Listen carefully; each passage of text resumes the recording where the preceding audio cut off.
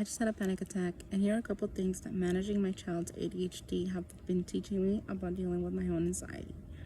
First of all, I've been changing my own diet. I realized sugar only exacerbates my anxiety symptoms. Second of all, I thought that just removing TV from him was enough, but it's not. Phones are destroying my ability to be in the moment and really making my anxiety much worse. All that stimulation in a phone from scrolling and doom scrolling, just like a kid with ADHD is overstimulated by that, I think it's easy for someone with anxiety to become, and honestly anyone, to become overstimulated by the sheer amount of information coming from a phone feed. Third of all, being outdoors in nature is healthy for anyone, not just ADHD children and not just children in general. I think sometimes we as adults, we forget that we also need to play, we also need nature, we also sometimes just need to disconnect.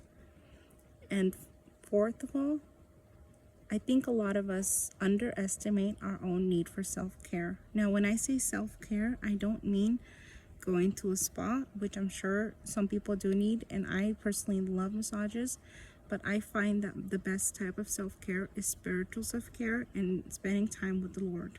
And I find myself, when I'm most stressed, that is the first thing that I forego, and I find that that is the thing that I need the most, and that's one of the things that I have found personally to help stabilize my mental health as much as possible.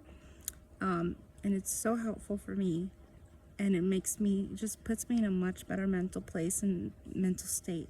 So if you're someone who also has anxiety and suffers from panic attacks, I encourage you to spend time with the Lord. I encourage you to look at your diet. I encourage you to maybe consider cutting out screens as much as possible and to spend some time outside. Let me know if there's anything else that you've tried for your anxiety and for panic attacks that works for you. I'd love to see if those things work for me as well. Bye.